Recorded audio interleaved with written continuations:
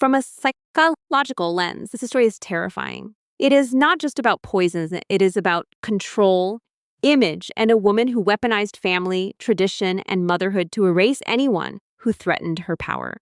But she misjudged Vivian completely. Because when a trained FBI profiler realizes she is the target, the dinner table becomes a crime scene, the family becomes suspects, and every smile becomes evidence. The second the Thanksgiving gravy met her tongue, she knew something was terrible for wrong. A sharp metallic flavor filled her mouth, a taste she recognized from her years as an FBI agent. It meant only one thing: poison. Dorothea Hartwell was about to learn a lesson about her new daughter-in-law. All she saw was a pregnant woman she disliked, an easy target. She did not know Vivian had spent 2 years undercover with the Russian mob. She was not aware Vivian had hunted serial killers. She did not know Vivian could identify toxins like other women identify perfumes. And she had no idea her little scheme would uncover 40 years of dark family secrets. Murders had been staged to look like accidents. Witnesses were too terrified to talk. A wicked history was buried under charity galas and polite smiles. So what happens when a predator chooses the wrong prey? Be sure to stay with this story, because it has a twist you will never see coming. This is about the mother-in-law who poisoned her pregnant daughter-in-law and the special agent who brought her down. The gravy boat trembled in Dorothea Hartwell's hands as she smiled at Vivian.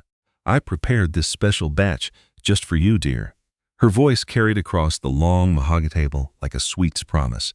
22 pairs of eyes turned toward Vivian. The crystal lights above bathed the Hartwell dining room in a warm glow.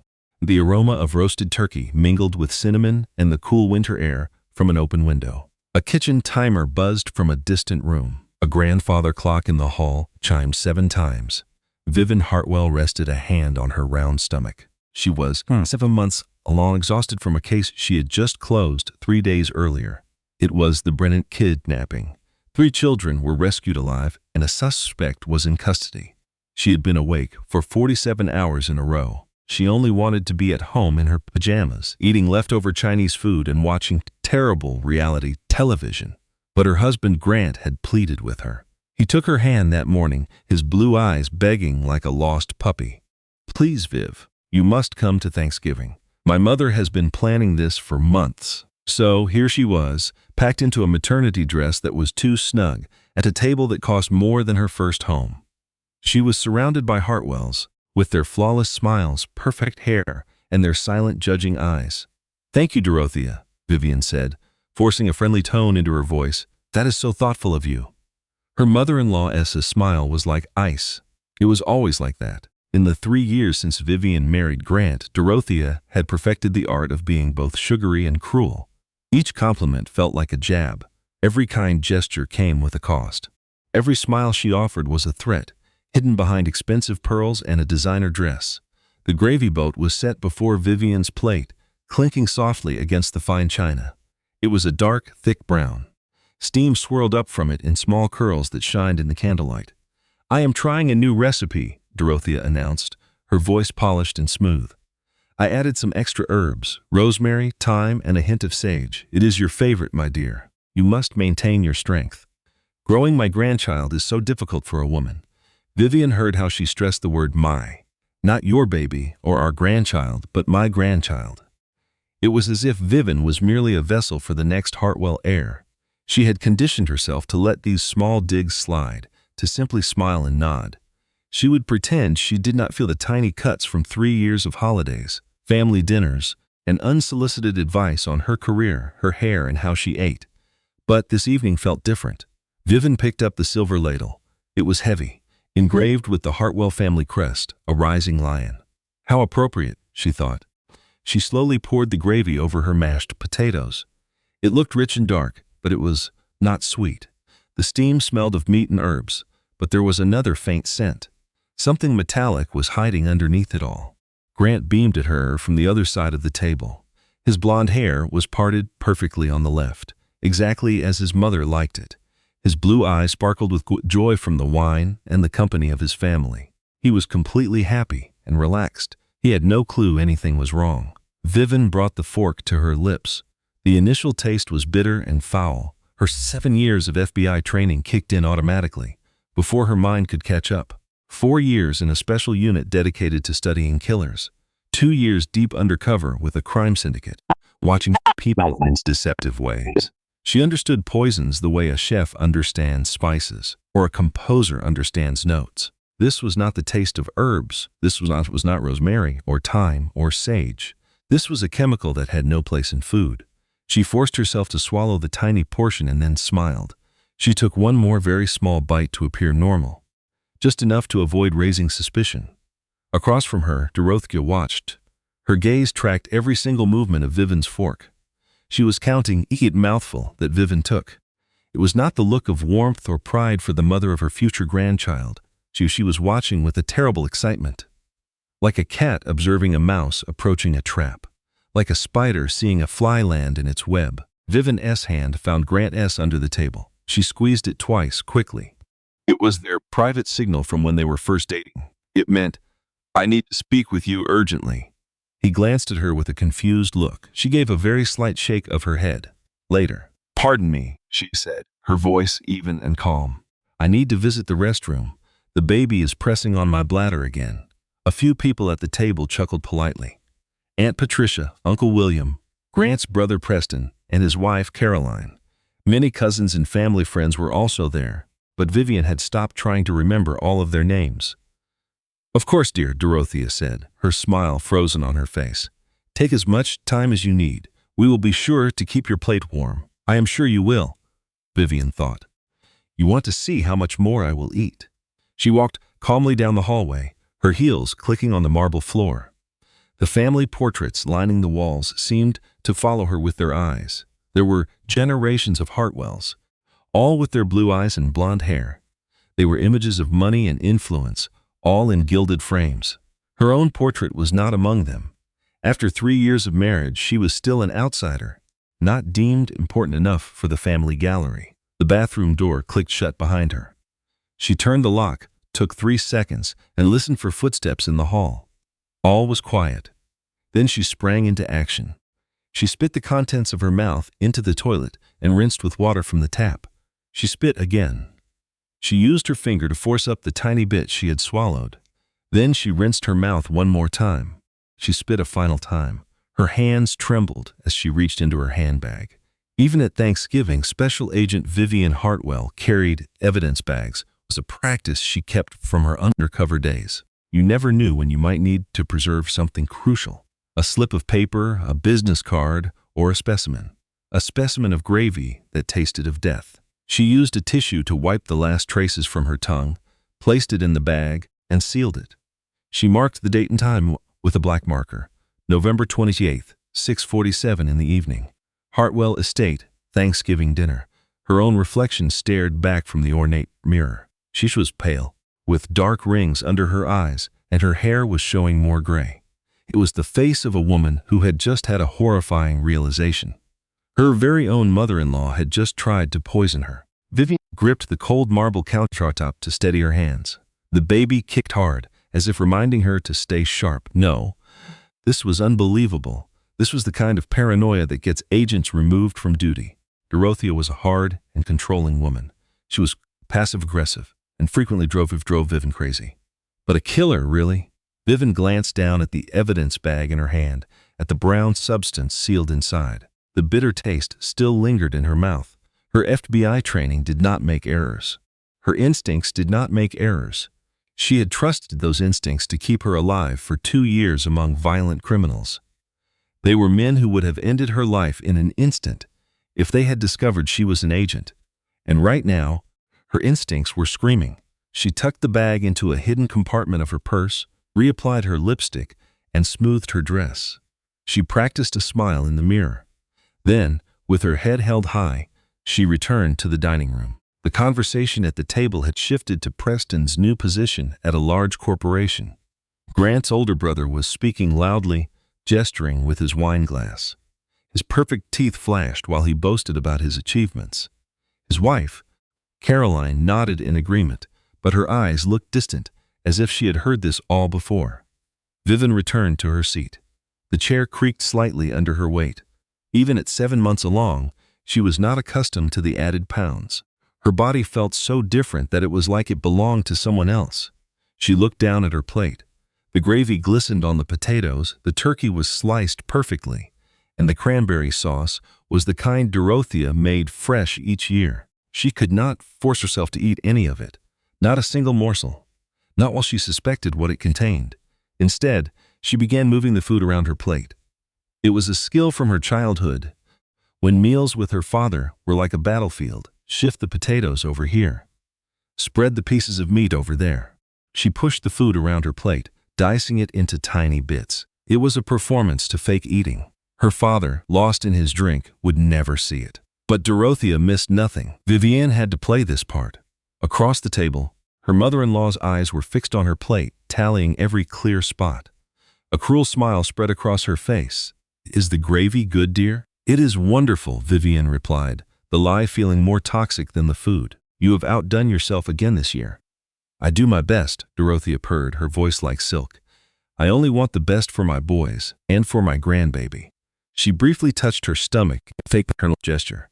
It was a perfect, chilling act. But Vivienne saw right through the charade. It was all a calculated performance. She noticed the smile never reached Vorotheus Estes. 4 years with the Federal Bureau of Investigation taught her to read people like this. She knew a fake persona when she saw one. Dorothea Hartwell was pretending to be a loving mother-in-law, which meant something sinister was lurking underneath. Under the table, Grant squeezed her hand. "Are you okay, honey? You look a bit pale." She glanced from her husband to his mother. Her eyes drifted to the family photo above the mantel where her own image was absent. 3 years married, and she remained an outsider. A Hartwell by name, but nothing more. A temporary fixture until someone better came along. "I am fine," she said. "Everything is fine." But she knew that nothing would ever be fine again. The dinner continued in a haze of anxiety and forced politeness. When the pumpkin pie was offered, Vivienne politely refused. "My morning sickness is bothering me," she said, explaining it could happen even late in pregnancy. Margot chimed in that a friend suffered for all 9 months. Coffee was poured next. Vivienne accepted a cup, letting it cool while she warmed her hands on the mug. Then Dorothea presented her special apple crumble, a secret recipe for 4 generations. Vivienne claimed she was too full for another bite. She saw Grant's concerned glance but chose to ignore it. At 9:30, she convinced Grant they had to leave. The baby needed her to rest. The journey home seemed to stretch on forever. In the silent car, Grant reached for her hand. "You were very reserved tonight," he observed. "Is our baby okay?" Vivienne stared out the window at the passing streetlights. Yellow then orange. Yellow then orange. The pattern matched the frantic beat of her heart. "I am just exhausted," she told him. "The Brennan case was draining. I am sure it was. 3 children. Goodness, I cannot imagine." He squeezed her hand gently. "But you saved them. That is what matters." "Yes, Mom saw that you hardly touched your food." "Of course she did," Vivienne thought. "She likely tallied every morsel I avoided." "It is the morning sickness," Vivienne repeated. "It still hits me sometimes." Grant accepted her simple explanation without question. He always did. He had a very black and white view of the world. Things were either good or evil, right or wrong. Because his mother loved him, she had to be a good woman. He failed to understand that love could be used as a weapon. He was unaware that the deepest wounds often come from those who claim to care. Grant switched on the radio and holiday music filled the car. Bing Crosby sang about a snowy Christmas. Frank Sinatra made a wish upon a star. Vivienne rested a hand on her belly. She felt a small kick, maybe an elbow or a knee. "I will keep you safe," she vowed silently. Whatever I must do." In her purse, the little evidence bag felt heavy and dangerous, like a bomb. Tomorrow, the truth would be revealed. Tomorrow, she would have definitive proof. Then she would handle this problem the only way she knew how. She would conduct her own investigation. Sleep was impossible for Vivienne that night. Grant breathed deeply beside her. His arm lay across the pregnancy pillow that cradled her stomach. He seemed so peaceful and unaware. He was the same man she fell in love with 5 years ago, before she understood his family. She remained awake, her eyes fixed on the ceiling. Headlights from passing cars made the shadows dance on the walls. The old house creaked around her as it settled in the cold November night. At 2:14 in the morning, she abandoned the idea of sleep. she quietly slid out of bed, careful not to disturb Grant. She made her way to the kitchen, the cold floor chilling her feet. She made a cup of chamomile tea she had no intention of drinking. She sat by herself in the darkness of the kitchen. The only illumination came from the green numbers on the microwave. The clock displayed 3:17. Her phone was on the counter. She reached for it, then set it down. She picked it up again. She locked it. She repeated this 3, 4, then 5 times. She was waiting for something, but she did not know what. A confession from Grant's mother via text? A news story saying a strange gravy taste was harmless? With one thumb, she opened the internet and typed, "How does ethylene glycol taste?" The search results loaded slowly. Her pulse quickened. The description read, "Sweet followed by a bitter aftertaste," was commonly known as antifreeze. She continued to read down the page. It could cause kidney failure within 72 hours. Early signs included nausea, vomiting, and disorientation. Doctors often mistook it for the flu or food poisoning. She started a new search. Symptoms of antifreeze poisoning, nausea, vomiting, confusion, seizures, coma, and finally death. Her hands started to shake, and the phone nearly slipped from her grasp. There was one last search she had to make, the one she dreaded typing, the one she needed to know. Can antifreeze hurt an unborn child? The answer appeared, and she immediately closed the browser. She set the phone on the counter, screen down. She hugged her stomach tightly, a desperate attempt to shield her baby from the horrific words she just read. Fetal death, miscarriage, and extreme birth defects. At 3:41, she slipped back into bed. Grant remained sound asleep.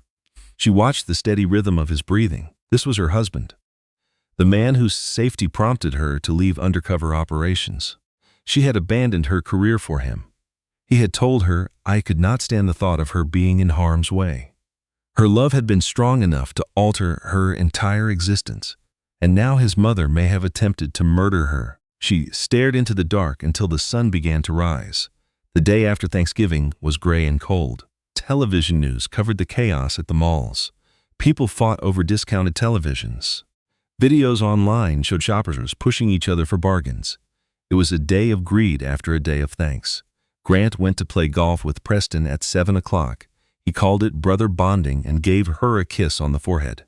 "You need to rest. Honey, look after yourself and look after our daughter." By 9:15, Vivienne had driven 2 hours out of the city. The Federal Bureau of Investigation's local office was an unremarkable building near Highway 12. It was made of gray concrete with tinted windows reflecting the overcast sky. Carrying flag with tattered edges snapped in the wind. Unless you knew what it was, you would never give it a second look. That was the point. Margot Dawson was in the parking structure to meet her. They met on level 3 in Section C. This spot was a blind spot for the cameras, a place they used for secret conversations. It was where Vivienne first told Margot about the Koslov investigation. It was also where Margot had shared the painful story of her own miscarriage. The place was like a sanctuary for them. "You look terrible," Margot commented as Vivienne got closer. She was propped against a concrete support, holding a cup of coffee. Her dark hair was pulled back in a simple ponytail, her off-duty style. She had on jeans and a Georgetown sweatshirt, typical for an agent's day off. "Well, good morning to you too," Vivienne replied. "I mean it. You seem like you have not slept in days." "Only one night, but it felt much longer." Margot's joking tone vanished, replaced by genuine worry. "What is going on?" "I need access to the lab," Vivienne said, "and this has to be unofficial." A moment of silence passed. Margot did not press for details.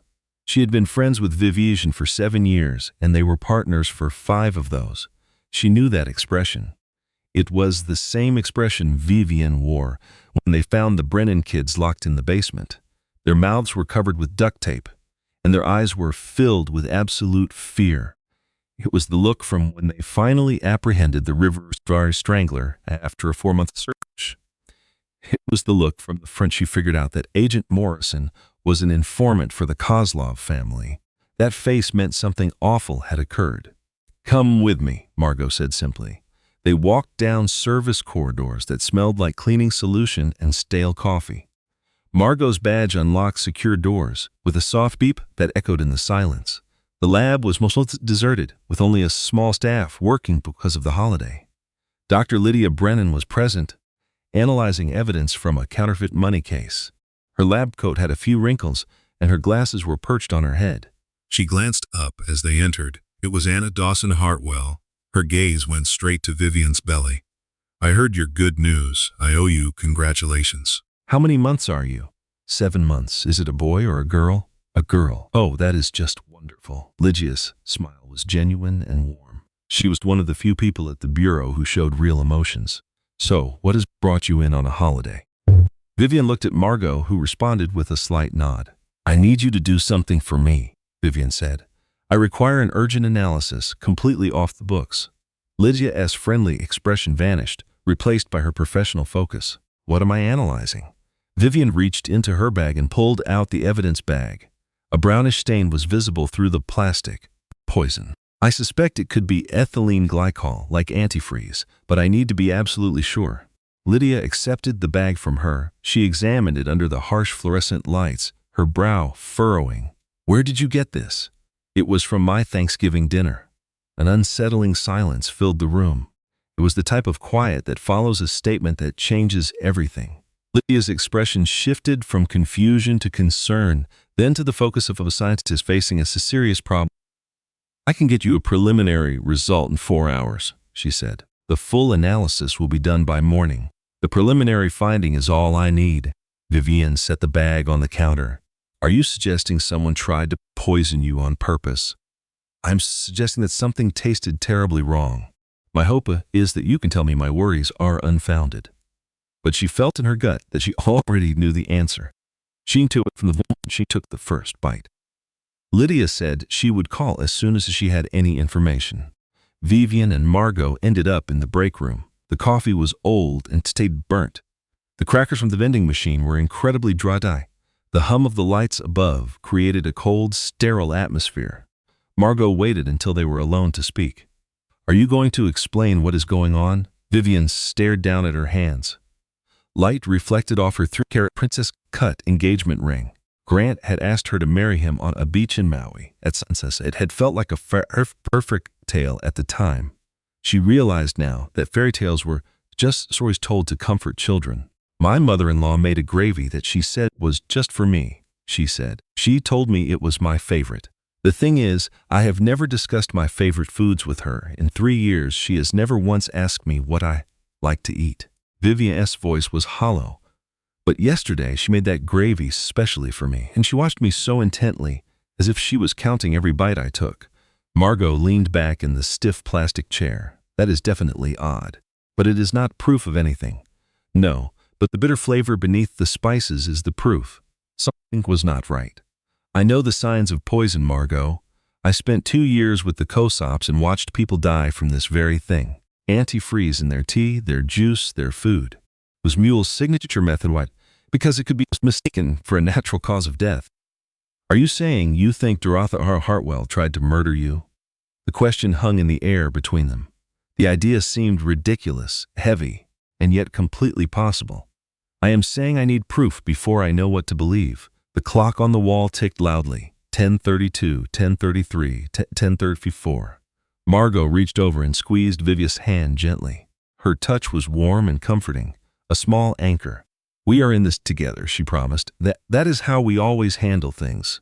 Vivian just nodded, unable to speak. She prayed that together would be strong enough. The phone call came at 2:17 in the afternoon. Vivian was sitting in her parked car in the garage with the engine running. The heater was blowing air that was barely warm. She had spent the last hour just staring at a concrete wall while her mind raced. Maybe she was wrong about all of it. Maybe the spices had gone bad. Perhaps Dorothy had used some unusual ingredient with a strange aftertaste. It could just be her pregnancy hormones making her feel suspicious. Then her phone vibrated. It was Lydia. She answered on the very first ring. "What did you find?" Lydia's voice was steady and professional, but Vivian detected a subtle tremor underneath her calm tone. She recognized it as fear. "It is ethylene glycol," Lydia said. "Antifreeze, at the level of concentration in this gravy sample." "Vivian, based on the amount you said you consumed, we are looking at a dose that is meant to cause kidney failure within 72 hours. A high-pitched ringing started in Vivian's ears. The parking garage felt like it was spinning around her. She gripped the steering wheel to steady herself. Are you positive? I ran the test 3 different times. I used multiple methods. The result was the same every single time. And what about the baby? A long silence followed. Then Lydia chose her words very carefully. For someone who is pregnant, the progression would be much quicker. The fetus would be affected first. A miscarriage would likely occur within 48 hours. Then, the mother's organs would begin to shut down. There was another long pause. Vivian, who gave you this sample? Who did this? Vivian could see the poison's chemical structure in her mind. It was absolute proof that her life and her baby's life were at risk. My family, she whispered. She called Grant from the parking lot at 2:47. Her hands did not shake. Her voice was perfectly calm. Her 7 years of FBI training had taught her to suppress her feelings. She knew that emotions were a liability in a crisis. At this moment, her feelings were a dangerous enemy. Hey, babe, Grant answered, his voice light and happy. He sounded like someone who just had a great 4-hour golf game with his brother. How are you doing? Are you feeling better? I need to talk to you tonight. It is extremely important. There was a brief silence. The cheerful tone left his voice. What is wrong? Is something the matter with the baby? The baby is fine. I just really need to speak with you face to face.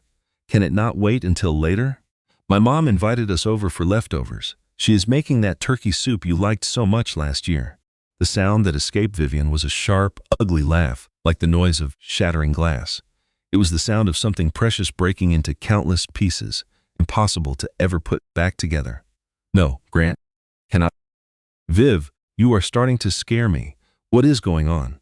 Please, I just need you to come home. I will explain everything once you are here. She hung up before he could argue. She sat in her car with the engine humming. The warm air from the vents did nothing to fight the deep chill inside her. The lab report sat on the passenger seat. Ethylene glycol, antifreeze, attempted murder. Her own mother-in-law had tried to kill her. The thought felt impossible to grasp, like trying to hold water in your hands. Every time she tried to process the information, the truth would just spliff away. Dorothy Hartwell was a pillar of the community. She served on charity committees and did volunteer work at the hospital. She was about to become a grandmother. A killer. Well, not a killer just yet. Vivian was still alive. The baby was still alive. This meant they had time to figure out what to do.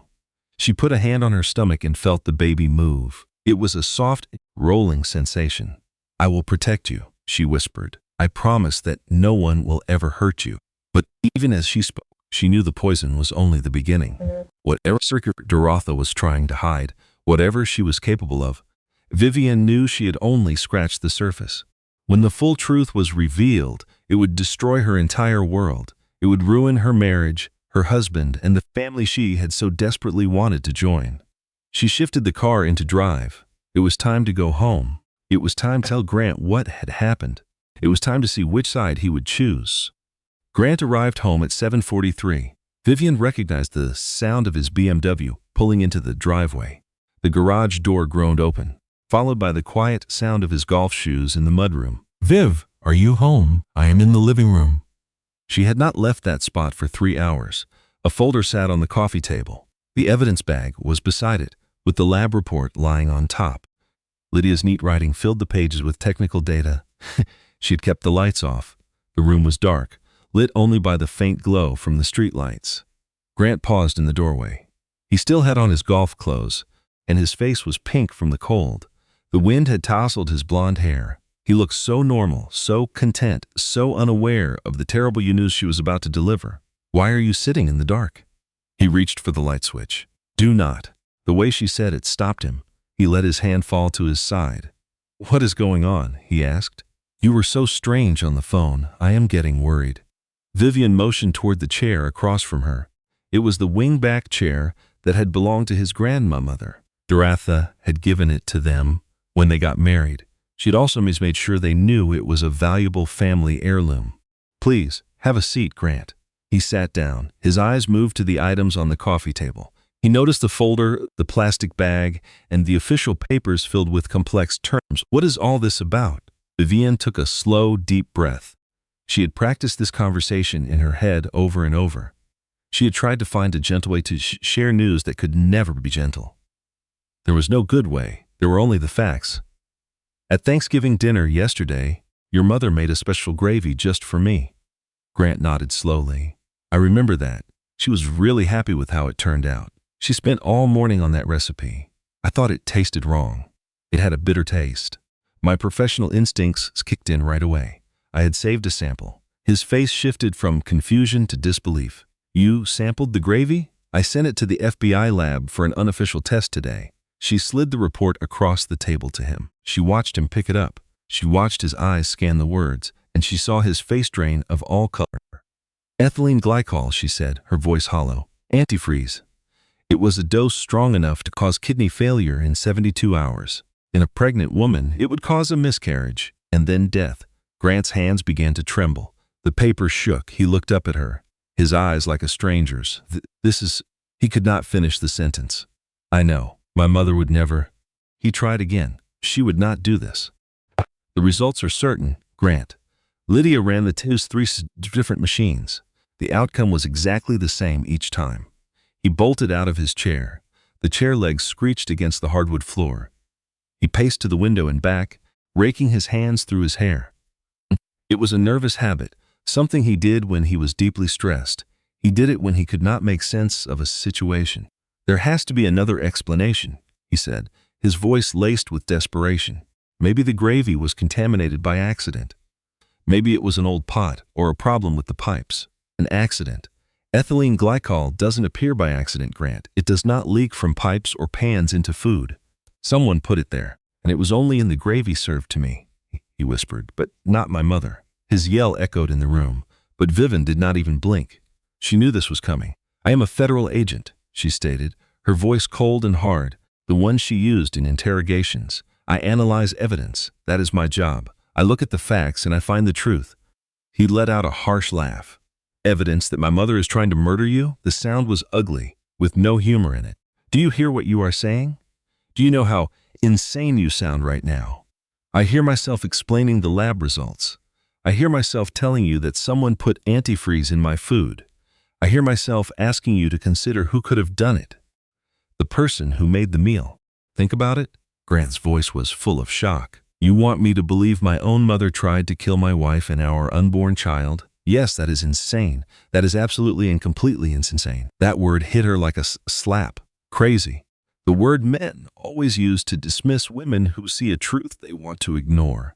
They used it against her when she uncovered the corruption in the Morrison case.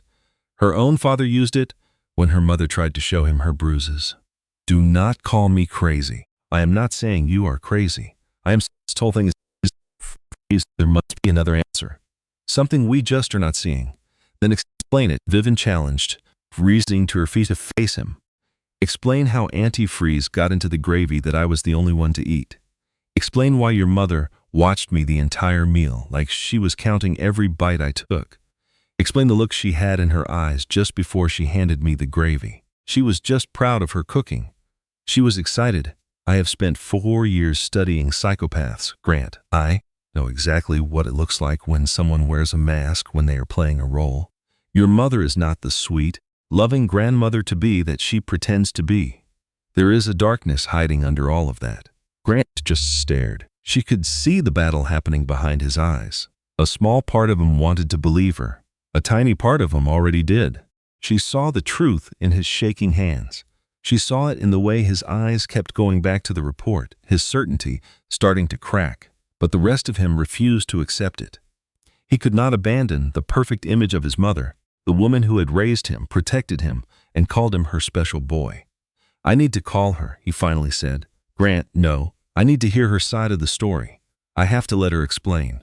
Vivian felt her heart sink, but she only nodded. Arguing was pointless. He had to hear the lie from her own lips. Fine, call her. Grant switched his phone to speaker mode. Vivian stood by the window, her arms crossed, as he dialed the number. Dorothea answered on the third ring. Grant, darling? Her voice was warm and cheerful, the perfect sound of a loving mother who had no idea anything was wrong. How was your golf game? Preston said you played beautifully. He was so impressed with that eagle you got on the 7th hole. Mom, I need to ask you about yesterday. A very brief pause followed, but Vivian caught it. It was the slight hesitation before the act started again. Of course, dear. What is on your mind? The gravy you made for Vivian. Where did you get the ingredients? From my kitchen, of course. Why do you ask? Grant glanced at Vivian. She gave him a small nod. Continue. She said it tasted a little strange. Strange? Dorothea's voice was thick with fake hurt. But I made it especially for her. I even called Margaret. You know Margaret, the caterer from your cousin's wedding? I asked her for tips on what pregnant women like. I just wanted to do something special for the mother of my grandchild. I know, Mom, it is just that Vivian got it tested. A long silence hung in the air. 1 second, 2 seconds, 3, 4, tested. Dorothea's voice had lost its warmth. Tested for what? She thought something might be wrong with it. Something wrong? A small light laugh came through the phone, like tiny bells. Grant, honey, I do not understand. What could ever be wrong with my gravy? I have used that recipe for 30 years. Vivian moved closer. The lab found ethylene glycol. Antifreeze, enough to cause organ failure. Much longer than the last. Vivian. Dorothea's voice changed again. It was now gentle and full of fake concern. It was patient, like a mother explaining something to a confused child. Sweetheart, I am not sure what you think you found, but I would never ever harm you. You are carrying my first grandchild. Why would I do anything to hurt you or that baby? The lab must be wrong. You know how those places can make errors. Human mistakes or sample mix-ups happen constantly. I just read an article about a woman who was told she had cancer because of a lab mistake. I watched the test myself. I saw the analysis. Dorothea's tone was like silk covering sharp steel. You are under a great deal of stress, my dear. The baby, your job, those terrible cases you work on. It is a heavy burden. Sometimes, when we are exhausted, our minds can play tricks on us. Grant nodded. He actually nodded his head in agreement, as if his mother was making sense. Vivian felt a wave of nausea. Grant, darling, Dorothea continued, I truly believe your wife needs some rest. Pregnancy hormones can cause so many issues. Anxiety, paranoia, even delusions. I have seen it before. My friend Patricia, you know Patricia Morrison, right? Her daughter-in-law had a complete mental breakdown when she was pregnant. She began accusing everyone around her of trying to harm the baby. They had to put her in a special facility for 3 months. The threat was crystal clear. Vivian was the one having a breakdown. Vivian was the unstable one. Vivian was the one needing help, and Grant was falling for it. That might be a good idea, he said slowly. Some rest, a little time away from your work. I do not need rest, Vivian said, her voice turning to ice. I need you to believe me. Grant turned to look at her, his face a mix of pain and confusion. He was a man caught between the two most important women in his life. I believe something happened, he said, picking his words carefully. I believe you found something. I just do not believe my mother did it. There has to be another reason. His words felt like a knife twisting in her heart. Grant, we will figure this out. We will discover what really happened. But I know my mother. I have known her my entire life. She is not capable of what you are saying. You have no idea what she is capable of. Vivian's voice finally broke. It was the first time she had shown any raw emotion. None of us ever really do. I know that she loves me, and she loves us, and she loves this baby. She has been waiting for this grandchild for years. She would never do anything to hurt it. To hurt it, Vivian repeated his word. So the baby is in it now, not a she, not our daughter. That is not what I was saying. That is exactly what you were saying. The baby is a Hartwell. The baby is the important thing. I am just the vessel, just like your mother always hints. That is not fair. None of this is fair, Grant. Not a single part of this is fair. Later that night, Vivian sat alone in her car in their own driveway. She had stormed out of the house after the call. She could not stay under the same roof as Grant. She could not stand the sight of his face anymore. The face of a man who picked his mother's sweet lies over his wife's hard truth. The lights from the house cast a warm, yellow glow. It was the house they had bought together only 2 years before. The house where they had planned to build their family. She rested her hands on her stomach, and the baby fluttered inside, a restless response to her mother's turmoil. I know, Vivian whispered. I know. I am so sorry. For 30 mitzvahs, she did nothing but sit. She breathed slowly, watching the fog from her breath cloud the windshield. The only sound was the heater's gentle hum. A heavy silence pressed in on her, the kind that follows a life-shattering moment. Her mind drifted to the woman she was before Grant. A skilled undercover agent, she'd lived inside the Kozlov crime family for 2 long years. She'd been someone else entirely, apart every second without ever letting her true self show. She was an expert deception, a master of survival against all odds. But now she was here, in her driveway, pregnant and afraid. She was married to a man who thought she was going crazy. I am not crazy, she told herself firmly. I know what I tasted. I saw the test results. This is not paranoia. This is real. The evidence is clear. At 10:47, she finally walked back into the house. Grant was asleep on the sofa. A football game played silently on the television. The lab report sat on the coffee table where she had left it. She covered him with a blanket and stood there for several minutes. She just watched the rise and fall of his chest. His face, bathed in the television's blue light, looked so innocent. He looked just like the young man she fell for. But boys grow up. They become men who make choices. Grant had chosen his side. Vivian went to their bedroom and stared at the ceiling in the dark. A memory surfaced unexpectedly. It was her wedding day. Dorothea was giving a toast, her champagne flute sparkling under the lights. "Welcome to the family, my dear," she had said. "We will make a proper Hartwell out of you yet." The room filled with laughter. Grant beamed with pride. Vivian just smiled and touched her glass theirs, pretending it was muckly welcome from her new mother-in-law. But it was not funny. It was never a joke. Dorothea had no intention of making her a Hartwell. Dorothea wanted her gone. She had always wanted her out of the picture. She was not the right wife for her perfect son. She came from a simple background, had her own, and was simply good enough. And now, Vivian held the proof of Dorothea's terrible plan. She closed her eyes with a new sense of purpose. Tomorrow, the fight would begin. Saturday was a cold, gray morning. Grant was already gone when Vivian woke. A note on the counter said he went to his mother's to talk and would call later. Vivian knew exactly what that meant. He was at Dorothea's, letting her spin her web of lies. She crushed the note in her fist and tossed it away. Let him go. She had more important things to focus on. She made eggs and toast. She was not hungry, but ate for the baby. Then she opened her laptop at the kitchen table. This could not be Dorothea's first attempt to harm someone. A person does not suddenly become a killer one day. There had to be a history, a trail of smaller wrongdoings. Vivian was going to uncover that trail. She started with the basics: public records, old news, and social media accounts. Every investigation begins there. She found Dorothea May Hartwell, whose maiden name was Caldwell, was born on March 15, 1963. Her father, Robert Caldwell, owned a hardware store. Her mother, Mary, was a schoolteacher. Dorothea grew up in a typical middle-class home. Her background showed no signs of extreme wealth or high ambition. Then, in 1982, everything shifted. She married Richard Hartwell, one of the state's wealthiest men. He was the heir to a huge real estate empire. The papers described their wedding as a fairy tale. Richard was 41 years old.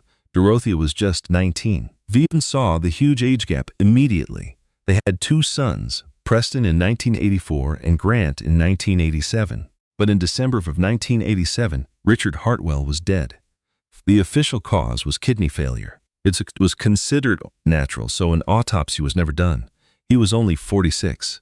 Vivian stared at the document on her computer screen. Kidney failure. Antifreeze poison causes kidney failure. A wave of nausea washed over her.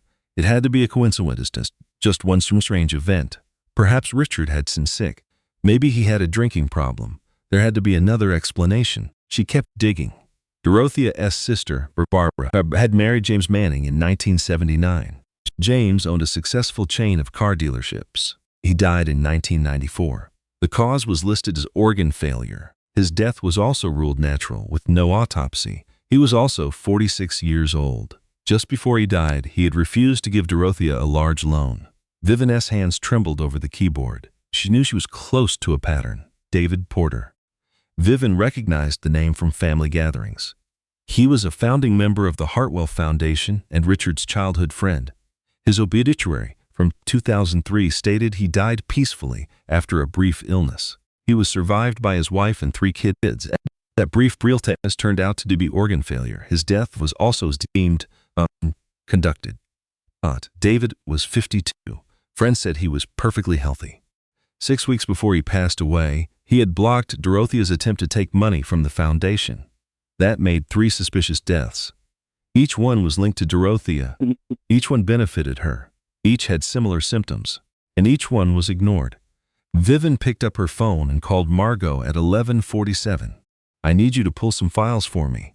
Margot answered, "Viv, it is Saturday morning. I have not even gotten dressed yet." "I know, I am so sorry. But this cannot wait." A sigh came through the phone. "What are we looking for?" "Old cases, unexplained deaths, anything connected to the Hartwell family over the last 40 years. There was a brief silence. Margot's tone shifted. "Does this have to do with the gravy?" "It is about a pattern," Vivian said. 3 deaths are connected to Dorothea. All of them had signs of antifreeze poisoning. All were dismissed as natural causes. She listed them off: her husband, her brother-in-law, and a business associate. Vivian took a breath. "And I think I am number 4. Margot gasped. "Oh my God," Margot whispered. "Can you access the files?" "I can try," she said. "But Viv, if this is true, your mother-in-law is a serial killer, one who has been active for 36 years. The information arrived Monday morning. Margot had clearly worked through the entire weekend. After 2 years together, she knew Vivian's process. When Vivian wasn't the case, you helped or you got out of the way. They chose a coffee shop on the edge of town, a place where they were strangers. Vivian got a decaf, sticking to her doctor's orders. Margot, who had dark circles under her eyes, was on her 3rd triple espresso of the morning. "It's not just about the deaths," Margot began. "There are other patterns." She slid a thick folder across the table. It was filled with old news clippings and medical files. Vivian knew better than to ask where they came from. There were also notes from old investigations. In 2004, Grant's college girlfriend, Jennifer Walsh, ended up in the hospital. She suffered from a strange stomach sickness with severe pain and nausea. It seemed like food poisoning that would not go away. 2 weeks after being released, she ended things with Grant. Vivian flipped the page. Next was his former fiancée, Samantha Reed. They got engaged in 2012. 3 months after that, she was hit with crippling anxiety, panic attacks, and insomnia. Doctors could not find any physical cause for her condition. She called off the wedding just 3 months before the ceremony. Afterward, she relocated to Seattle and got a new number. The next file was on a nanny named Margaret Holloway. She had cared for Grant and his brother for 12 years. In 1991, she was let go after a bizarre illness left her bedridden for months. She never returned to childcare and now lives alone in Vermont. Vivian looked at Margot. "What happened to Jennifer and Samantha?" "Jennifer is married with 2 children in Ohio," Margot said.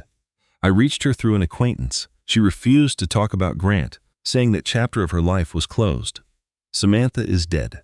She committed suicide in 2015. Margot's tone was flat and hollow. "It happened 3 years after she broke the engagement." Suddenly, the busy coffee shop went silent in Vivian's ears. The clatter of dishes and the hiss of the coffee machine vanished. Her entire world narrowed to the papers in front of her. The pattern was undeniable. "There are others," Margot continued. "A housekeeper who quit after 2 months. A gardener who vanished. A chef who will not do private work anymore. Every single one of them fell ill while employed by the Hartwells. Every single one of them left suddenly and silently. They were all people who got too close to Dorothea's sons or who challenged her control." Vivian slowly shut the folder. Her decaf sat on the table, cold and forgotten. "She's been getting away with it for decades," Vivian stated. Her voice was calm, the same tone she used when a complex case finally clicked into place. "Anyone who challenges her control, anyone who gets too close to Grant or Preston, she uses poison on them. Sometimes she just wants them sick enough to go away. Other times, she makes sure they are gone for good." Margot leaned forward, her eyes intense. "So what is your next move?" Vivian rested a hand on her belly. She felt a small nudge, a tiny life inside her. This was about more than just her own safety now. For 36 years, she has been a killer. I refused to be the next person on her list. Then came the difficult question. But what about Grant? The question hung between them, heavy and unavoidable. "Grant thinks I am losing my mind," Vivian said simply. "He blames it on the pregnancy. His mother even suggested a special hospital for me. Something happened to Patricia Morrison's daughter-in-law." Margot shook her head. "Then the man is a fool. He is her son," Vivian explained. "She has pulled his strings his entire life. He has never known anything different. That is not an excuse.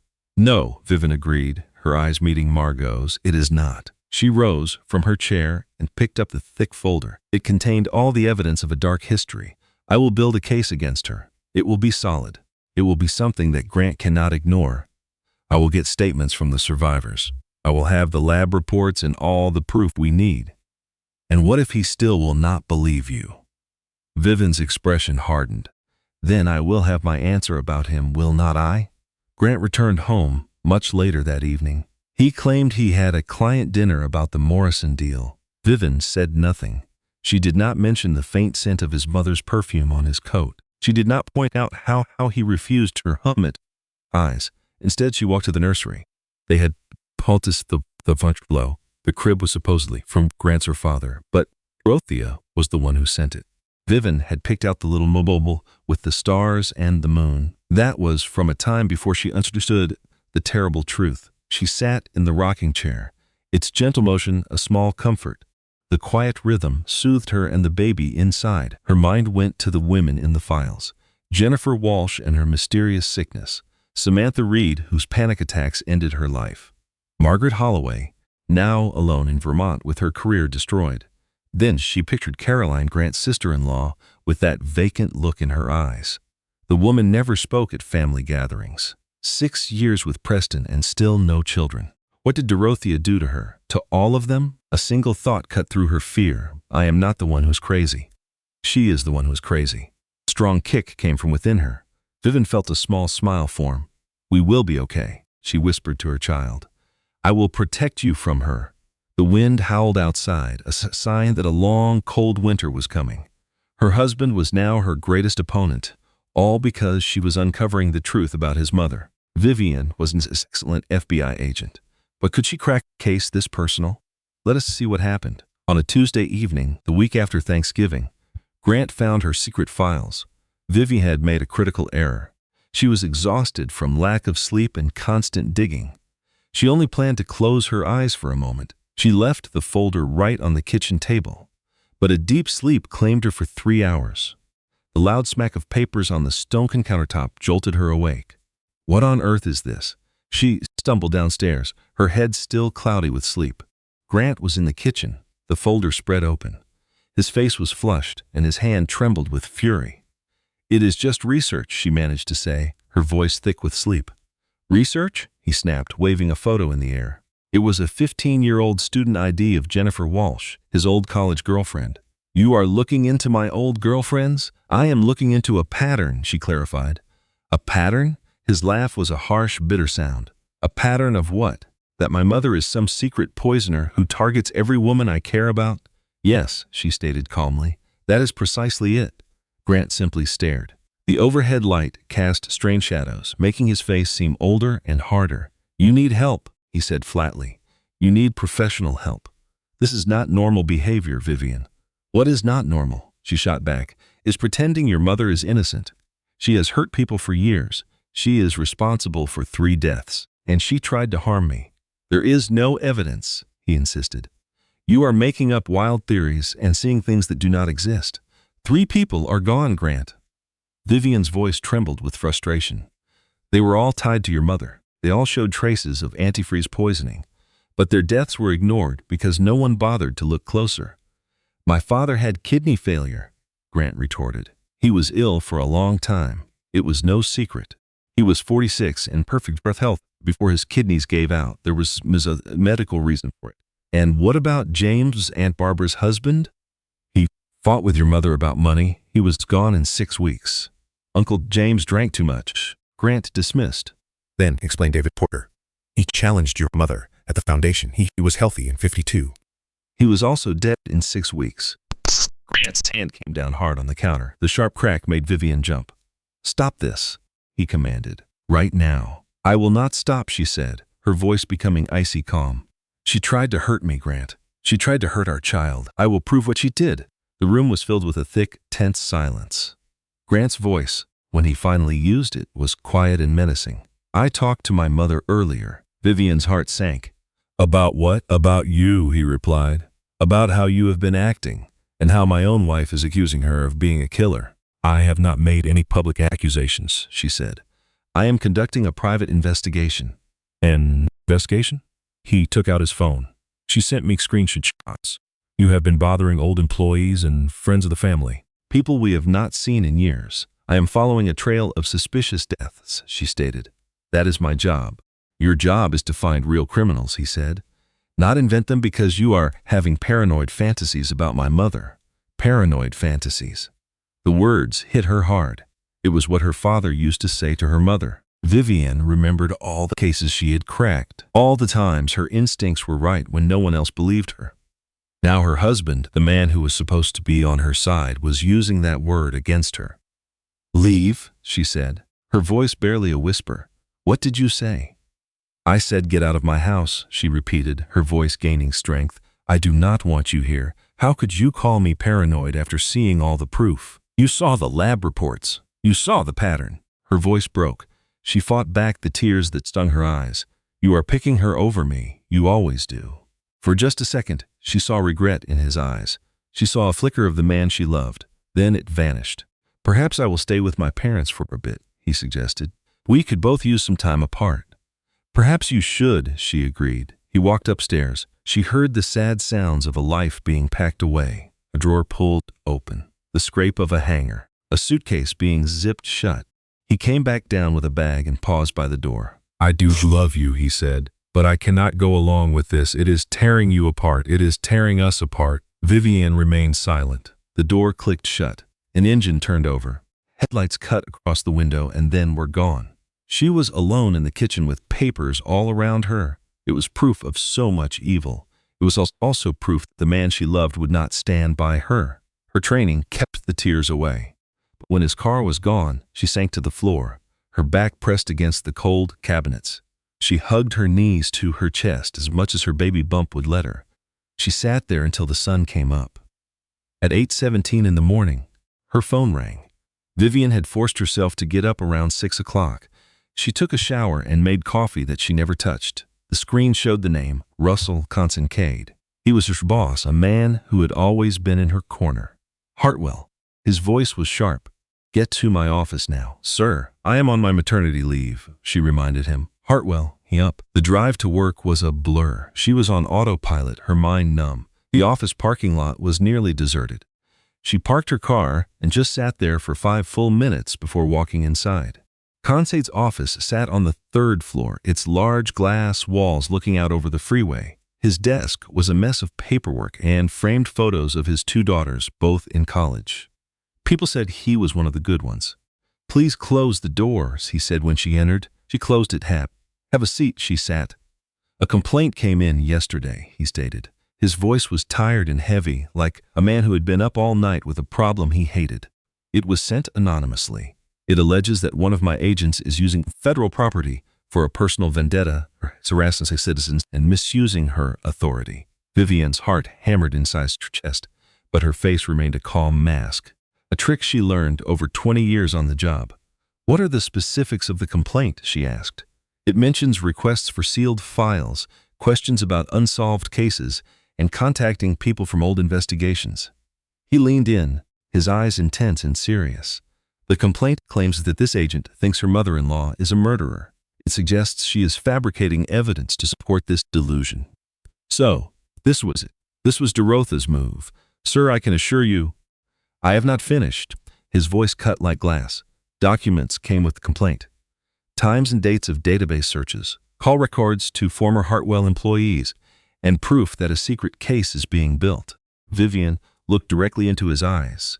I have proof of many murders over the last 3 decades, all of them done by my mother-in-law. Silence filled the office. The only sound was the clock ticking on the wall. Kincaid's tone softened slightly. You are one of my best. The work you did on the Brennan case was amazing. You saved those children. But this case is also real. The pattern is real. The lab discovered ethylene glycol in the gravy. Someone is killing people, sir, and I am certain I know who it is. Kincaid rubbed his forehead, as if trying to erase a headache that would not leave. I have no choice but to put you on administrative leave while we investigate. Sir, I am completely blocked. Internal Affairs will investigate everything. The database logs, the phone calls, the private investigation. He stopped for a moment. If you are telling the truth, they will see it. He left the other part unsaid. He did not need to. If she was wrong, her career was finished. I understand, Vivian replied. Go home, get some rest, and look after that baby. And please, stop investigating your own relatives. She got up and walked to the door, but then she paused. Sir, if I am correct, if a serial killer has been active for 36 years, and she harms someone else while I am on leave, I will have to live with that. Consicade's voice was weary and full of defeat. Go home, Hartwell. So she went home. The house felt empty. Grant Ailes' absence was a cold presence in each room. She went into the nursery they had decorated together, staring at the crib, the changing table, and the mobile of little stars and moons. It was a present from Margot, a small joke about raising a future agent. She had laughed and said, "You have to start them early." That felt like a different lifetime. Vivian thought about the person she was just 6 months ago. So happy, so in love, and so excited for the future. That person was a complete stranger to her now.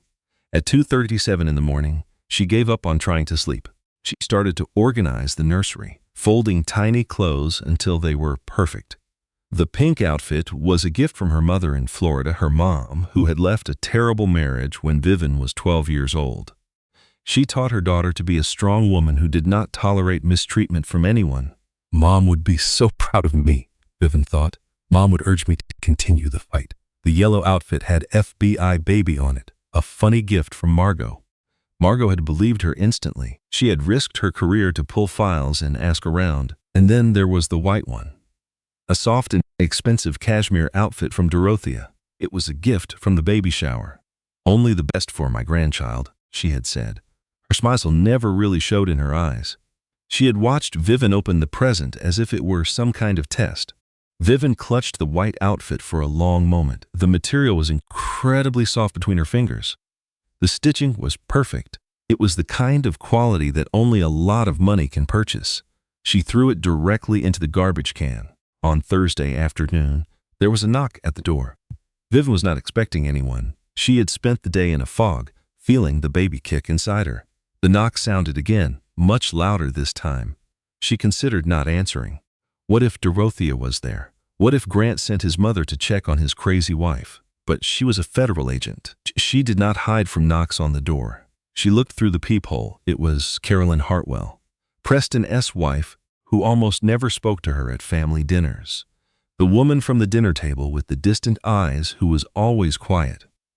The woman who would smile when she was supposed to and laugh at Preston's jokes. She was like a part of the background. What could she possibly be doing here? Vivian unlocked the door. "We need to talk," Carolyn said. Her voice was confident and new. It was not the gentle voice she used around the family. About what? Carolyn quickly looked up and down the street. She checked for neighbors or any familiar cars. Not here. Vivian hesitated. Then she stepped back. Carolyn entered. Her expensive coat was buttoned to the top. Her hair was pulled back in a neat ponytail. She looked perfect enough for a photo shoot, but her hands were shaking. "Coffee?" Vivian asked. "Yes, please." They sat together at the kitchen table. It was the same table where Vivian had researched Dorothea's past victims. The same one where Grant had found her secret files. It was the same safe table where her life had completely unraveled. Carolyn clutched the warm coffee mug but did not take a sip. The steam rose in front of her face. "I believe you," she said. It felt like Vivian's heart had stopped. About Dorothea, the poison, all of it. Carolyn's voice was steady, but her eyes were filling with tears. "I believe you." The words hung in the silent room. They felt heavy, unbelievable, but real. Vivian had been dreaming of this for a week. To have someone finally believe her. To have someone on her side. She never in a million years thought it would be Carolyn. "Why?" she asked. "Why now?" Carolyn's composed face finally cracked. A single tear rolled down her cheek. She wiped it away angrily. "Because she did the same thing to me." The story came out in a rush. 5 years of silence break free like a flood. "Preston and I were expecting a baby in 2019, Carolyn said.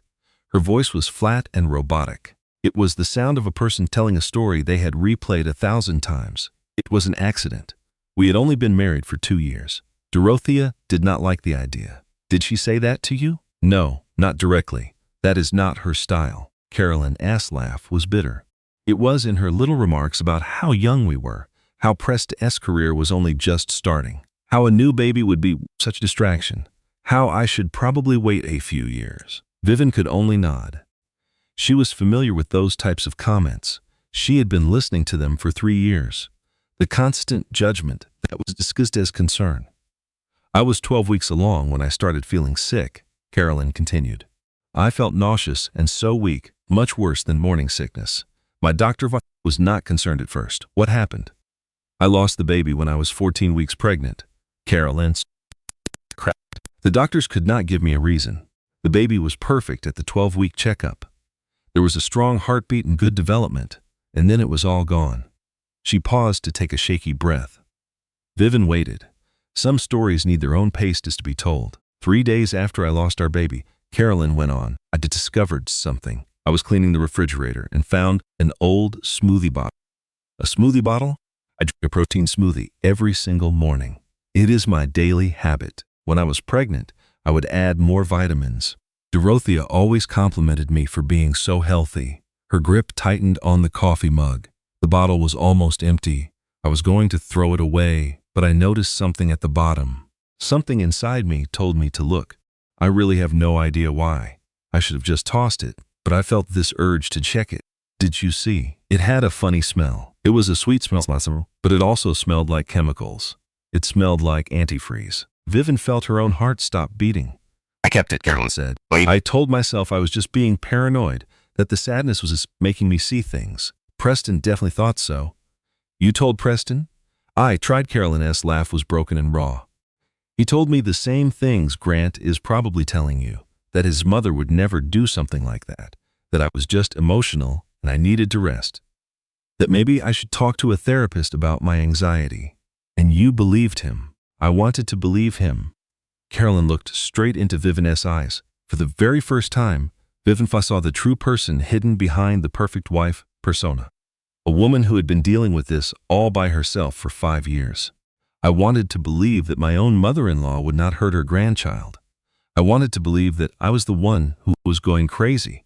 She reached into her handbag and took out a sealed evidence bag. Inside of it was a small container. It was a smoothie bottle, the kind you find at any health food store. I have been carrying this around for 5 years, Carolyn said. 5 years of telling myself that I imagined it all. 5 years of watching Dorothea play the part of the loving grandmother. 5 years of knowing what she did but being too afraid to say anything. Vivian took the plastic bag from her. Her own hands were trembling. Did you ever get it tested? No, I was terrified of what the test might reveal, frightened by how it could change my life, my marriage.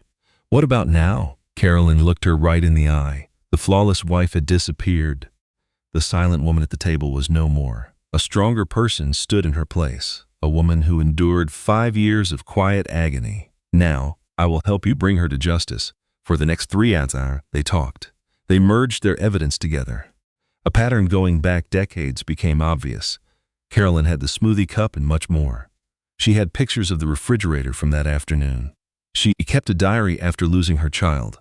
It recorded every odd remark Dorothea made. We still do not have a child, Carolyn said with a hollow voice. We tried for 5 years with 3 rounds of treatment, but it all failed. The doctors have no answers. Every one of my tests is normal, yet nothing works. Do you suppose she damaged something in me? With what she put in my smoothie, Carolyn's face came rigid. She took more than just a baby. She took away my future chances for a family. Vivian placed her hand on Carolyn's. I promise, we will make her answer for this, she said. Together, but how? Desperation filled Carolyn's words. She is a Hartwell. She has judges and influential allies. She runs most of the charities here. She is completely beyond the law. No one is beyond the law, Vivian said, with firm confidence. I work for the Federal Bureau of Investigation. I understand how to create a solid case. Your evidence combined with mine is enough to raise serious questions. But the Bureau put you on leave.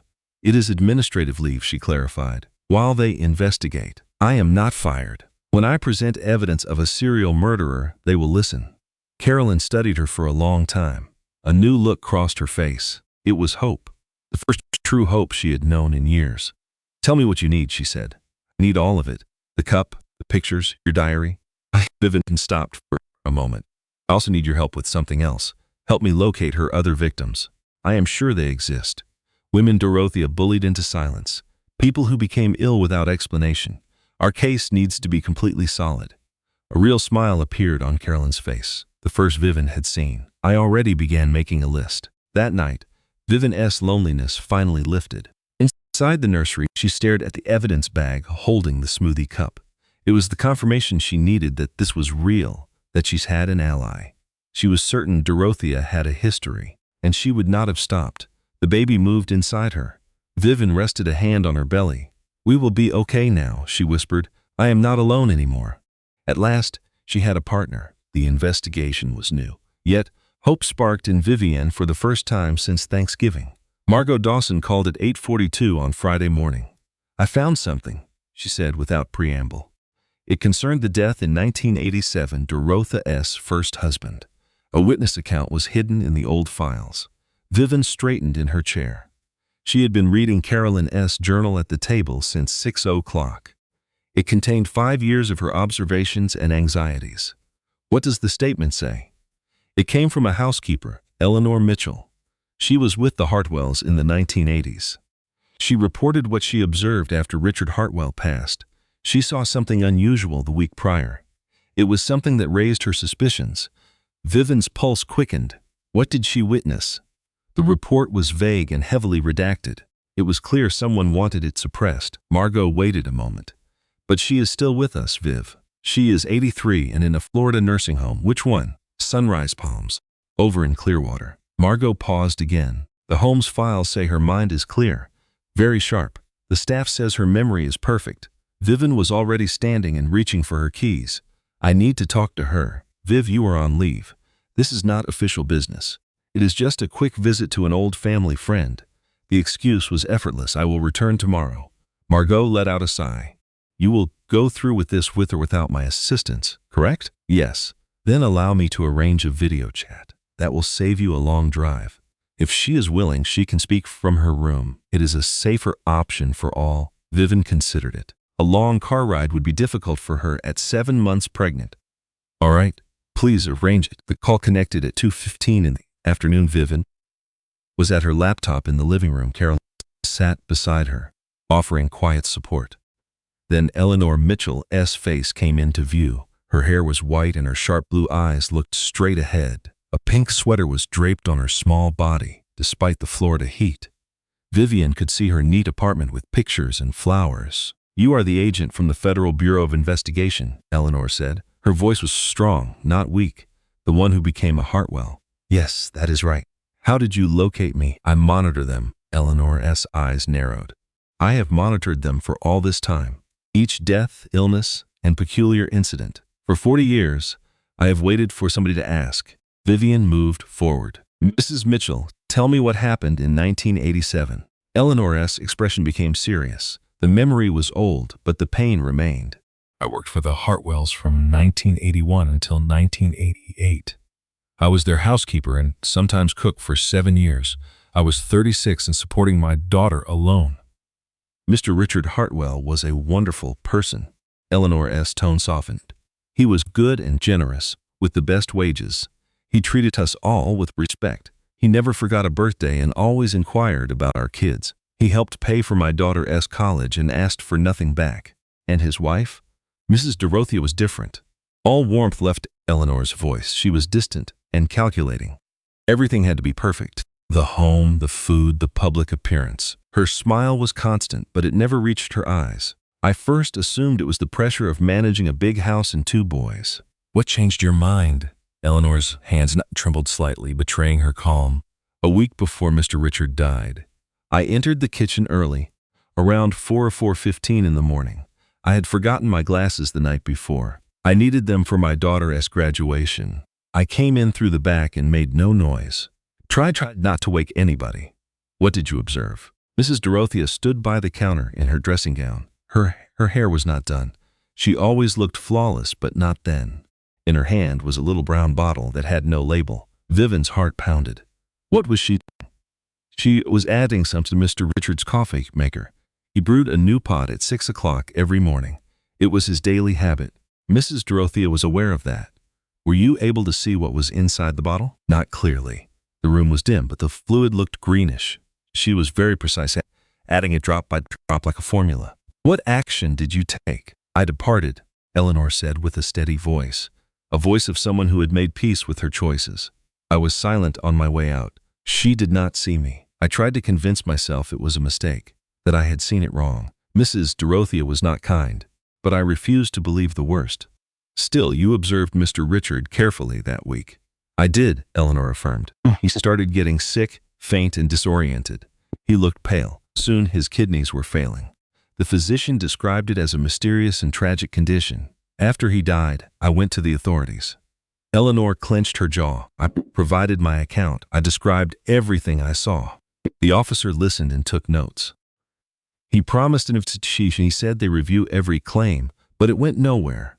Eleanor laughed without humor, a sound filled with 40 years of rage. Hartwells are always protected. That same officer, 2 months later with a nice pension and a new home. His death was officially ruled to be from natural causes. Then I was discreetly dismissed from my position. Dorothea let you go. After the service, Mrs. Dorothea said they needed to reduce staff. For financial reasons, she claimed. But her eyes were fixed on me the entire time. She was looking right at me. Eleanor spoke very softly. She was aware that I spoke to the police. She knew what I had seen. Did she make any threats? Not directly. She does not work that way, Eleanor replied with a shake of her head. But 1 month after, a lawyer's letter arrived. It mentioned the non-disclosure agreement I had signed. It warned me about the penalties for making untrue statements. I was reminded that the Hartwell family had very powerful lawyers.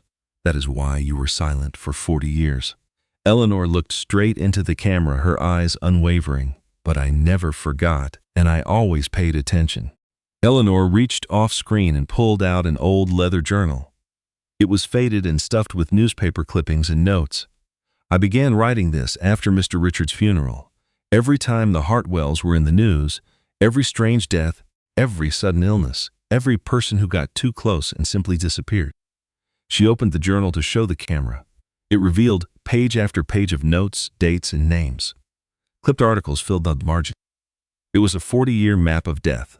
The husband of Mrs. Dorothea's sister became ill in 1994 after refusing to loan her money. He was dead within 2 months. She turned the page.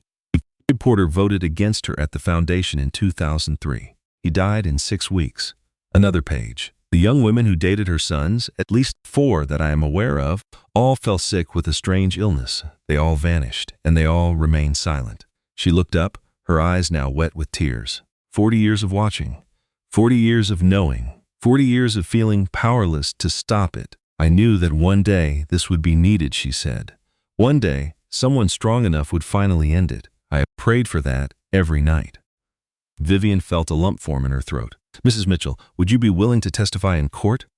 That is, if I can build a case against her. Eleanor's response was immediate. I have been waiting 40 years to testify. I will be there. Just tell me when and where. Vivian hung up the phone and sat in silence. The journal, the witness's statement, Carolina's smoothie cup, the lab report. It was 40 years of evidence. 40 years of Dorothea getting away with her crimes. Her phone started to ring.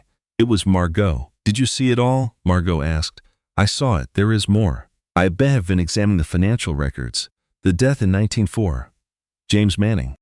He had a life insurance policy for $300,000. The beneficiary was his wife, Barbara, Dorothea's sister. 2 months later, Barbara lent Dorothea $50,000 for a charity. Margot's voice was grim. So Dorothea killed her own sister's husband to get cash. It looks that way. And David Porter was blocking a real estate deal. That deal would have made the Hartwell Foundation $5 million. After he passed away, the deal went through. It is a clear pattern of murder for profit. I have to get this information to Kincaid, Vivian said. But you are on leave. Then it needs to come from you, as part of your official case. The line went quiet. Margot was considering her options. If I do this, she said slowly, and if I am wrong, if this evidence isn't enough, if the Hartwells use their lawyers to make it all go away, my career is over. If we are right, you will have caught a serial killer who has been active for 4 decades. And what if they cover it up, just as they have covered up everything else at Toros? Vivian thought about Eleanor Mitchell, 83 years old, who had waited 4 decades to see justice. Then at least we tried. At least we did not look the other way. There was another long silence. Then send me every single thing you have. I will talk to Kincaid on Monday morning. That night, Vivian received a call from Agent Kincaid Hartwell. His voice was different, sharper, and more intense than usual. Dawson showed me some very compelling information. Yes, sir. The witness statement from 87, the journal, the pattern analysis, the financial ties. He paused. It is very persuasive. I am approving you for limited duty. I need you in my office at 8 o'clock on Monday morning. We are going to review everything you have gathered.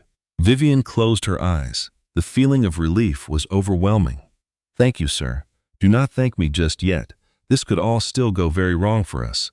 But you are correct about the possibility. If there is a chance someone has been killing people for 40 years, there is, sir. I am certain it was her. Then we have to catch her. The call ended. Vivian sat by herself in her dark living room. All the evidence was laid out on the coffee table. It was the weight of 40 years of secrets. She remembered Kincaid saying, "You were right." She felt no sense of victory, no feeling of satisfaction. Being right did not undo the damage. It did not bring back Richard Hartwell or James Manning or David Porter. It did not give Caroline back her baby or her ability to have children. It did not repair her own marriage or restore Grant's trust, but it was a start. The hard work would begin tomorrow. The case progressed much more quickly than anyone imagined. After 3 weeks of intense effort, they had warrants and court orders. It took 2 weeks to get permission to exhume the bodies. No one was eager to dig up graves based on accusations from a pregnant agent against her wealthy mother-in-law. But the evidence kept piling up. Richard Hartwell's body was exhumed on December 15th. The toxicology report came back 5 days later. Traces of ethylene glycol were still in his bone marrow after 37 years. The report for James Manning showed the same. The report for David Porter was identical. They had proof of 3 murders and 1 attempted murder. Decades of secrets were finally coming into the light. The warrant for Dorothea Hartwell was signed on December 23rd. It was the day before Christmas Eve. Kincaid called Vivian into his office. "We have enough," he told her. His voice was heavy. He sounded like a man who had witnessed many terrible things but could still be shocked. Murder 1. 3 counts of murder. 2 counts of attempted murder. 1 for you and 1 for Caroline Hartwell. More charges could follow. Vivian nodded slowly. Her heart should have been racing. Instead, a strange sense of calm came over her. "When do we move in?" "Tomorrow, on Christmas Eve. She is hosting her annual party at the estate. 50 guests, a string quartet, and champagne. The entire high society crowd will be present." He took a deep breath. "It is the perfect time to arrest her with no chance of escape. All of her powerful friends will witness who she really is. I want to be there." Kincaid studied her carefully. "Are you sure about that? This is your husband's family, your mother-in-law. It is deeply personal. That is exactly why I have to be there. I started this, and I need to see it through to the end." He held her gaze for a long moment, then nodded. "Be at the Hartwell estate at 7:30. Our support team will be in position. We will go in at 8. Grant called her that afternoon. It was the first call since he had moved out 3 weeks ago. It was the first real conversation they had attempted. "Viv," his voice sounded shattered. "I just heard that federal agents are all over town. They have warrants. What is happening?" She stood at the window of her empty home, the house they had picked out together, the future they had planned together. "I was doing my job," she said simply. "They are saying Mom is being arrested for murder." "Yes, that is insane. It must be some mistake. We have evidence. There is no mistake. We have lab reports and witness accounts. We have financial records and findings from 3 exhumed bodies. 40 years of proof, Grant." The line was completely still. The silence was heavy. "And I should have trusted you." His voice was broken, voice from the very start. "I should have listened to you." "Yes, you should have. Can we please talk? Can I come over?" Vivian remembered all the nights she had wished for that call, all the times she had wanted him to pick her, all the ways she had once loved him. "Not tonight," she said. "I have to work." She ended the conversation before he could object. It was Christmas Eve at 7:45 in the evening. The Hartwell estate was brilliant with festive lights. Crystal chandeliers could be seen through the massive windows. Inside, a string quartet was playing Handel. Valets were parking luxury cars along the grand driveway. Women in fur coats and men in formal attire ascended the marble staircase. 50 guests, all from the upper crust of society. They were there to celebrate the holidays with one of the state's most powerful families. None of them had any idea what was about to happen. Vivian stood at the edge of the property, a black coat, her maternity dress. Her Federal Bureau of Investigation badge clipped to her belt, with Margot standing at her side. 4 other agents were positioned around the property's perimeter. Margot placed a gentle hand on her arm. "Are you ready for this?" Vivian put a hand on her own belly. The baby stirred with a small kick. She was 8 months pregnant. It was nearly time. "I have been ready since Thanksgiving." They started walking toward the mansion. The huge front doors swung open. The warmth of the party washed out to meet them. There was music, cheerful chatter, and the champagne flutes. The air was filled with the scent of pine, cinnamon, and expensive perfume. Vivian walked into the house with 6 federal agents right behind her. The entire room went silent. 50 different faces turned to the entrance. They looked surprised and confused. Then understanding began to dawn as they noticed the badges, the firearms, and the determined faces of the agents. Dorothea Hartwell was standing beside the enormous Christmas tree. She was 61 years old and the very picture of wealth. Her silver hair was perfectly in place. She wore a deep red velvet dress that cost a fortune. In one hand, she held a glass of champagne. A diamond necklace glittered around her neck. She looked elegant, powerful, and completely untouchable, but her perfect image shattered when she saw the police badges. It cracked when she saw Vivian. When she finally understood, champagne glass fell from her fingers, breaking on the marble floor. Crystal and golden liquid spread across the pristine white tile.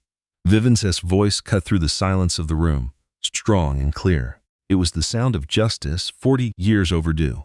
"Dorothea Hartwell, you are under arrest for the murders of Richard Hartwell Manning and David Porter. You are also under arrest for the attempted murders of Caroline Hartwell and Vivian Hartwell." Gasps echoed through the crowd of guests. Whispers started to spread like fire. Someone else dropped their glass. Nearby, a woman began to sob. "You have the right to remain silent. Anything you say can and will be used against you in a court of law. You have the right to an attorney. If you cannot afford one, an attorney will be provided for you." Dorothea just stood there, frozen. Her face was a storm of emotions. First came shock, then disbelief, and finally, pure rage. Her carefully constructed mask was finally crumbling. The monster underneath was starting to show. "This is absurd." Her voice was ice, sharp enough to cut. "I do not know what lies you have been telling, but I will have your badge for this. I will ruin you." "We have proof, Mrs. Hartwell." Vivian took a small step forward. "We have lab results from the Thanksgiving gravy you served me. We have poison reports from 3 exhumed bodies. We have witnessed statements that go back 4 decades. And we have financial records that show a motive for every single death." "Witness statements?" Dorothea laughed, a sharp and ugly sound. "Who would talk? Disgruntled old employees? This jealous girls who my sons left behind. Your former housekeeper, Eleanor Mitchell, gave a statement. She saw what you did to your first husband." Dorothea's face went pale. For the first time, real fear flashed in her eyes. It was the terror of someone whose dark secret was finally being dragged into the light after 40 years. "That is impossible." Her voice was now a quiet, desperate whisper. She signed a confidentiality agreement. That contract is not valid when it comes to criminal acts. Vivian moved in closer until she could smell Dorothea's expensive perfume. She was near enough to see the fine lines around her eyes, the tiny cracks in her perfect facade. "So You have gotten away with murder for 40 years, Dorothea. That ends tonight." 2 agents moved toward her, their handcuffs ready. "Do not you dare touch me." Dorothea's composure finally broke completely. "Do you have any idea who I am? Do you realize what I can do to your careers, to your pathetic little lives? I am Dorothea Hartwell. I built this town. I have given millions to charity. You cannot do this to me. You can explain all of that to a judge." Vivian's voice was steady, almost gentle. "Take her away." The handcuffs clicked around Dorothea's wrists. She started screaming then, a raw and terrible sound. It was the scream of pure fury and disbelief. It was the sound of a woman who had never been told no, who had never faced a consequence, and who truly believed she was above the law. You. She spun toward Vivian, pointing a finger like a weapon. You are nothing but a greedy little tramp. Do you actually think you have won? The Hartwells own this town. We own the judges, the lawyers, everyone. These charges will never sustain. I will be out by morning, and then I am coming for you. I will come for your baby. That is enough. Constantine stepped between them. His voice was sharp with authority. Get her out of here. The agents pulled her toward the door. She kept screaming threats the entire way. She was still convinced her money and power would save her. They would not. Vivian watched her go. This was the woman who had tried to kill her, who had murdered at least 3 men, and who had destroyed lives for 4 decades. Vivian did not feel triumphant. She did not even feel like justice had been served. All she felt was a deep, bone-weary exhaustion. The party guests vanished quickly after that. No one wanted to be associated with what had just happened. The champagne went flat. The music stopped. The beautiful lights still twinkled, but the room was now cold and empty. Within 30 minutes, the grand estate was deserted. Only the agents were left, collecting evidence and snapping photos. Vivian stood alone in the library. Lights from the huge Christmas tree danced on the polished wood in shades of red, gold, and green. The ornaments shined. She walked to the tree and found the one for Grant. His name was painted in gold script.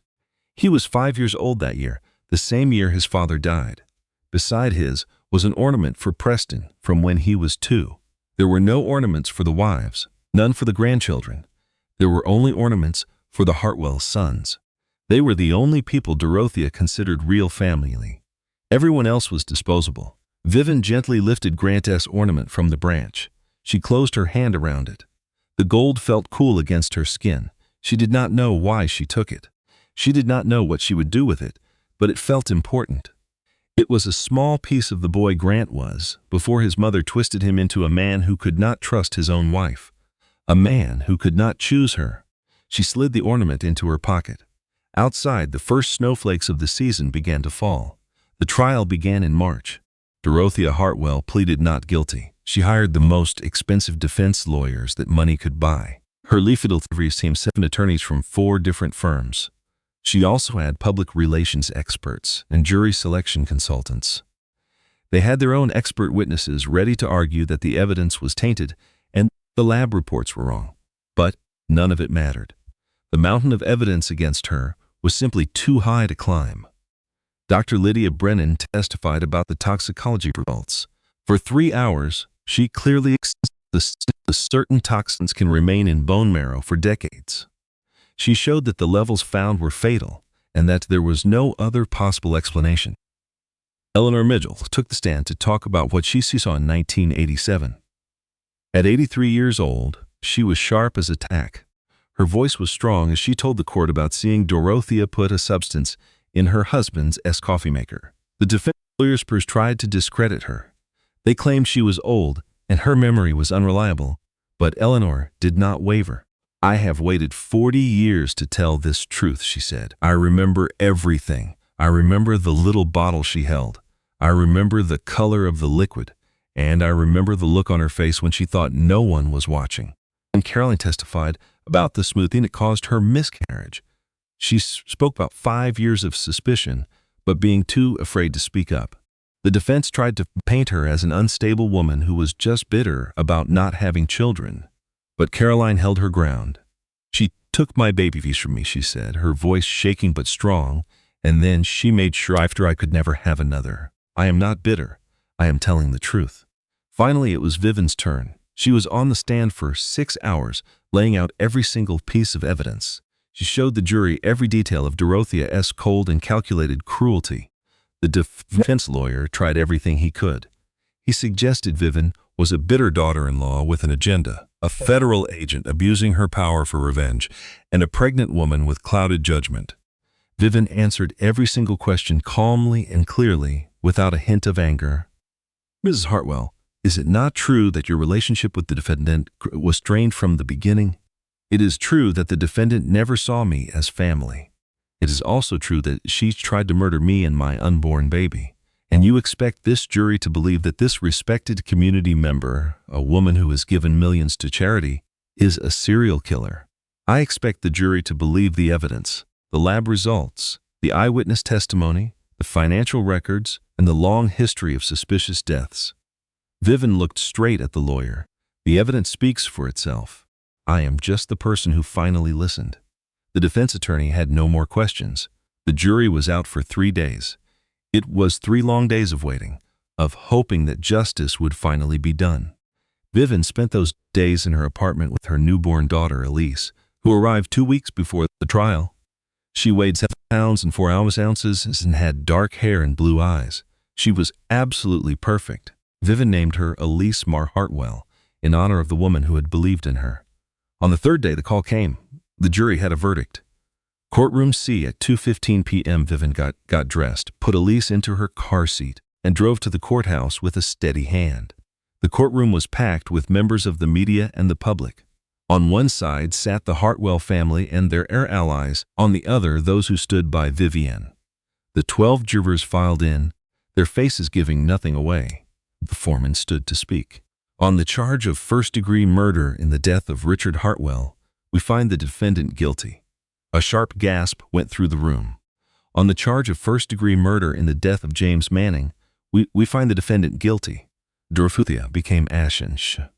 On the charge of first-degree murder in the death of David Porter, we find the defendant guilty. For the attempted murder of Caroline Hartwell, we find the defendant guilty. For the attempted murder of Vivian Hartwell, we find the defendant guilty. Guilty on every charge. At last, Dorothea's composure broke. She shot to her feet, screaming in fury. This is a joke. This is a conspiracy. That woman destroyed my family. She made my own sons betray me. The deep irony of her words was lost on no one. Order, the judge commanded, striking his gavel. Mrs. Hartwell, get control of yourself or you will be removed. I am Dorothea Hartwell. I built this town. My donations were in the millions. You cannot do this to me. The evidence was overwhelming, Mrs. Hartwell. The jury's verdict stands. Sentencing will be in 2 weeks. Guards moved toward her to take her away. She fought them, kicking and yelling profanities no one ever thought they would hear from her. They had to physically drag her out of the courtroom. The door closed, leaving only silence. Her sentence was life in prison without any possibility of parole. The judge spoke for nearly an hour, describing the awful nature of her actions and how long she had avoided paying for them. Dorothea simply listened, saying nothing. This time she did not fight. She sat perfectly still, radiating pride, utterly convinced she was innocent. When they led her from the room, she walked with grace, her mask of calm firmly reapplied. At the exit, she paused and looked back, her eyes locked with Vivian. This is not over, she mouthed. Vivian returned her stare, feeling no fear at all. Oh yes, she mouthed back, certain Dorothea could read her lips. It is. The door clicked shut. Vivian later found herself alone in the courthouse corridor. Nearby, her daughter Elise, now months old, was sound asleep in her carrier. The baby had no idea about the turmoil surrounding her birth. The trial was finished. Justice was done. 40 years of murder had been exposed. Vivian was supposed to feel victorious, but she just felt hollow. All she felt was a profound emptiness. Margot came over and took the seat next to her. How are you doing? I am not sure, Vivian answered, her gaze fixed on her sleeping baby. She watched the tiny hands and the perfect mouth. This is not how I thought this would feel. And how did you think it would feel? Like a victory? Some sort of closure? Something? Margot simply gave a nod. Sometimes justice is not a feeling. It is just stopping something bad from continuing. That is very profound. Came from a fortune cookie. A small smile touched Vivian's lips. Grant was waiting for her outside the courthouse. He looked older and utterly drained. 3 months of watching his life unravel had clearly taken their toll. His eyes were tired and his suit was a mess. He needed a shave. She stopped walking. Grant, I have nothing to say. His voice was shaky. I should have believed you. I should have listened from the very beginning. Yes, you should have. I was so blind. She was my mother, and I just refused to see her for what she was. Can we please, he began, moving a step closer. Can we try to fix this? To be a family? Vivian looked at the man she had once loved, the man who had chosen his mother over her and their unborn child. She considered forgiveness. But then she recalled the nights she spent terrified and alone. "No," she said. Her voice was low but certain. "I am no longer the person you married, Grant. That woman trusted you. She believed you would always take her side." Vivi shook her head. "I cannot be that person ever again. Too much has happened." "What about our daughter, Elise? We will create a custody plan that is fair." "I would never take her from you," Vivian said, looking straight at him. "But as for you and me, we are done. It was over the moment you chose your mother instead of me." "I did not." "Yes, you did," she replied, her tone gentle but firm. "You called me paranoid. You left our home. You abandoned me while I was pregnant and afraid. You chose her." Grant's face crumpled. Tears streamed down his cheeks. "I am so sorry." "I know you are," Vivian said, briefly touching his arm. "But sorry does not change what happened. It cannot make me trust you again, and it will not save our marriage." She started to walk away. Then she paused and looked back. "You are not like your mother, Grant. You are not a bad person. She manipulated and controlled you from the day you were born. But you are not strong. You have allowed her to dominate you. And until you face that, until you become a man who would defend his wife instead of abandoning her, you are not a man I can have in my life." She walked to her car. Elise made a small sound in her carrier. Vivian never looked back. 6 months later, it was September, and her new apartment was much smaller than the house she had shared with Grant. It had 2 bedrooms, not 4. The kitchen was a narrow galley, not the chef's kitchen she hardly ever used. The sounds of the city had replaced the quiet of the suburbs, but it was hers. She had selected every piece of furniture. She had hung every single photograph. Every choice was hers. Elise's room was a soothing sage green. Her own mother had helped her choose the color on a video call. It was a color that symbolized peace and new beginnings. Photos of Vivian and Elise filled the walls. Margot was in one picture holding Elise. Caroline was in another, visiting with her dog, Biscuit. They were both finally out of danger. Eleanor Mitchell had held Elise just last month, tears in her eyes as she cuddled the baby she helped save. The divorce went through in July. Grant did not argue about anything. He moved to another state, started going to therapy, and sent his child support payments on schedule. He called for video chats twice a week. He was trying to be a better man. Vivian could see it. The man from before the deception was returning. Maybe they could be co-parents, but they could never be husband and wife again. Agent Kincaid called her. On a Tuesday morning, he said, "Hartwell, I need to see you in my office." She arrived at 10:30. Elise was happily playing in the agency daycare. It was a fantastic benefit for working mothers. Kincaid motioned to a chair. "How is the baby?" "She is growing, crawling, and tasting things she is not supposed to." He responded, "That sounds familiar. My girls did that." A smile softened his expression. "I have something for you." He slid a file across the desk. Vivian opened it and read the title, then read it a second time. Supervisory Special Agent. Her voice was a bare whisper, the youngest in the whole division. "You earned this, Hartwell. The Dorothea investigation helped us close 4 other cold cases, other wealthy families, other strange deaths that were ignored." He took a breath. "You saved people. You deserve this promotion." Vivian looked down at the documents, at her own name printed on them.